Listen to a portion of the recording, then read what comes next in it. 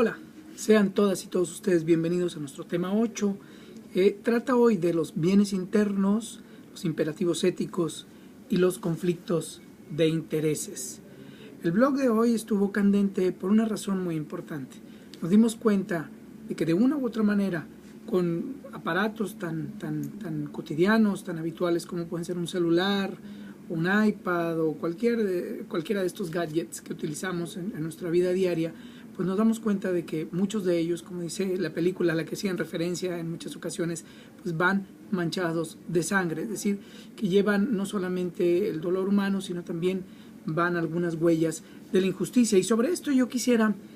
hablar en esta ocasión para tratar de disipar esta nebulosa que hay en torno a pues qué es lo que tendríamos que hacer como persona, como profesionistas, para actuar éticamente al momento de llevar a la práctica nuestra profesión. Obviamente que este ejercicio responsable, este ejercicio justo de la profesión implica que nosotros tengamos claros cuáles son los principios morales que vertebran nuestro actuar. Esta discusión no es sencilla, no es nada fácil, porque hablar de principios éticos pues implica que tratemos de valores, que tratemos de otras connotaciones también que son bastante escurridizas y bastante controvertidas por las connotaciones y las implicancias que ellas conllevan. Sin embargo, voy a tratar de hacer un ejercicio a la luz de los planteamientos de Hortal, ¿sí? que no derive en un planteamiento, digamos, superficial, ramplón, pero a la vez que nos permita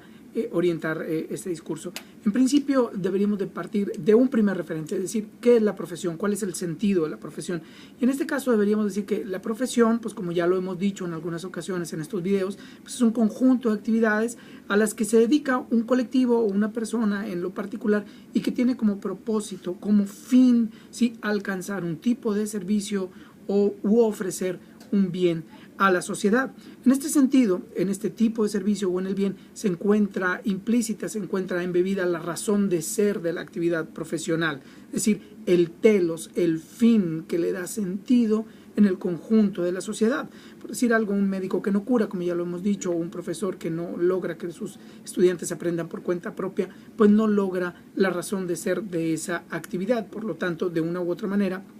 está corrompiendo moralmente esa profesión. Entonces, en un principio debo decir que el fin, sí, de la actividad, y es decir, las necesidades que satisface esta actividad profesional, los bienes que provee a la sociedad, se convierten como un faro orientador, como un referente que va a delimitar o marcar los principios que van a orientar la acción, que van a orientar la práctica profesional. Es decir, si nosotros volteamos y vemos las necesidades que resuelve nuestra profesión, si vemos que éstas están colmadas, si vemos los bienes a los cuales aspiramos a través del ejercicio de profesión y vemos que estos se realizaron, entonces podemos decir que nuestra práctica profesional tomó en cuenta ciertos principios de carácter ético, ciertos principios que orientaron nuestra conducta. Pero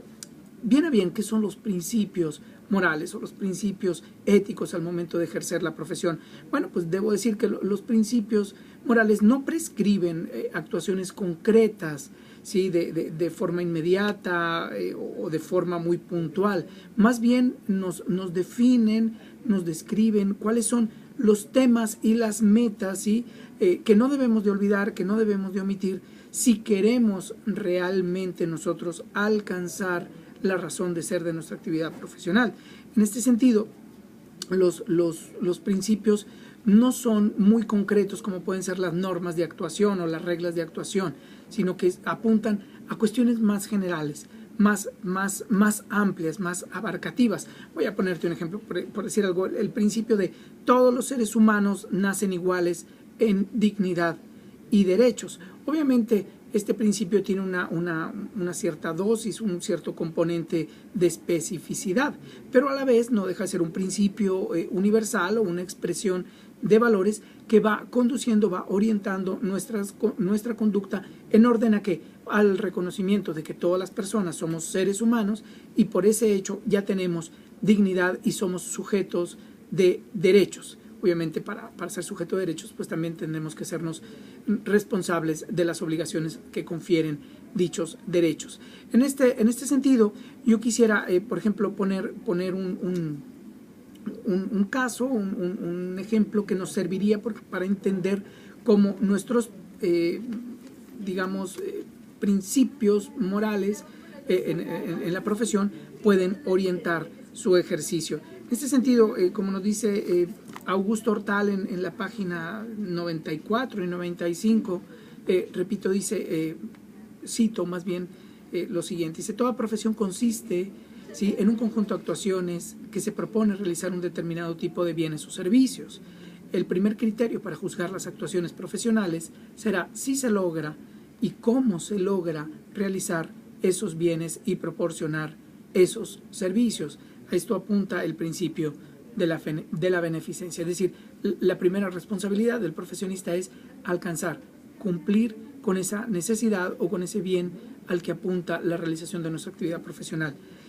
Ahora, como toda actuación profesional, dice Hortal, tiene como destinatario otras personas. Tratar a las personas como tales, respetando su dignidad, autonomía y derechos, puede ser el segundo gran criterio o principio para juzgar las actuaciones profesionales, como por lo demás todas las relaciones sociales. Y aquí aplicaría claramente el principio de la autonomía. Sobra decir que en el caso del coltan, pues los niños que forman parte, digamos, de la fuerza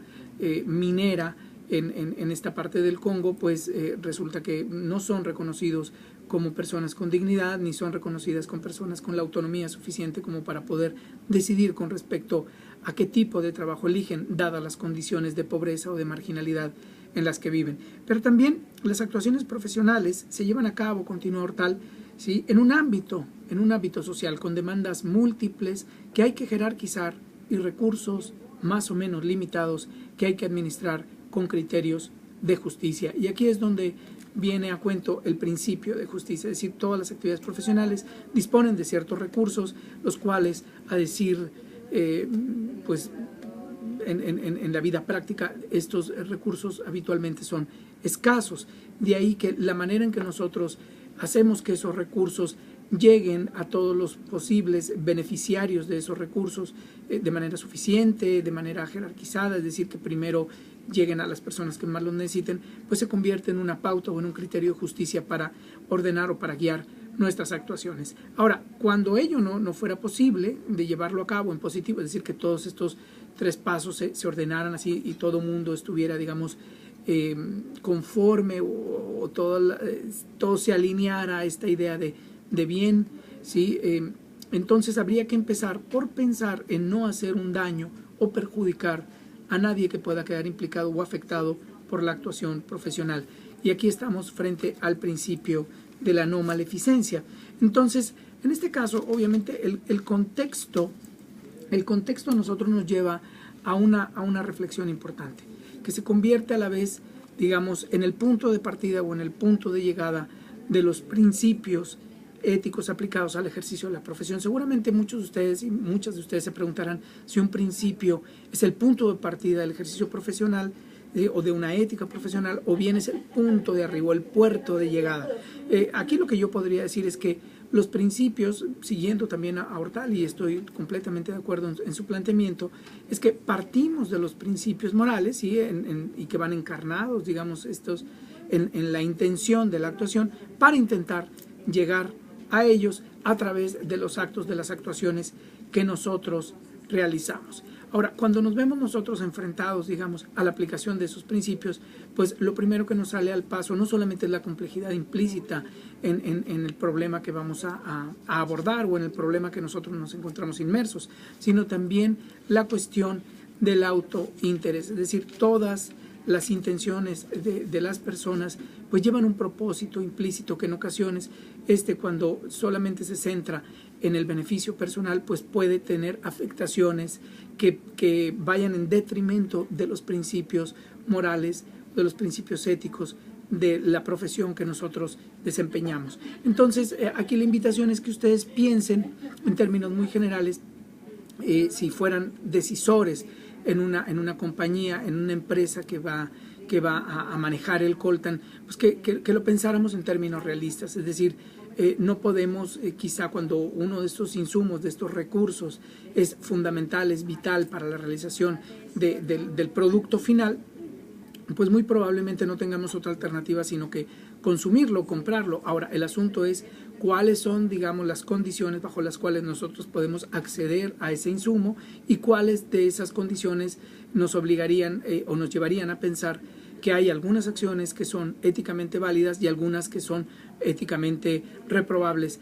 ¿Cuál es el referente de ese juicio moral? Obviamente, como ya lo decía, los principios morales, los principios, es decir, esos referentes, esos faros orientadores que van a conducir nuestro actuar profesional y llevarlo hacia la realización del fin de nuestra profesión. Yo te invito a que revises con detenimiento el planteamiento que hace Hortal con respecto a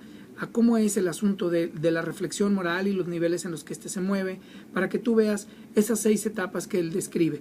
que serían el conocer la situación y las circunstancias, percibir en un segundo momento los diferentes cursos de acción implícitos en ellas, ¿sí? En un tercero, comparar esa situación con otras parecidas para ver cómo se actúa en aquel momento y ver si es posible o si es válido actuar de ese modo en esta situación, y luego tener o desarrollar esa capacidad de juicio para identificar bajo qué tipología o qué forma de análisis nosotros vamos a llevar a cabo. En este caso vamos a partir de principios o bien vamos a partir de una situación particular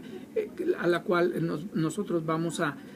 conducir hasta llegar a un principio que la explica o bien que la define como justa, como viable, como responsable, como autónoma, etcétera. Ahora, en un quinto momento nos diría Hortal, bueno, pues después de analizar ese asunto, esa situación, ese problema, pues tú identifica qué principios orientarían tu actuar,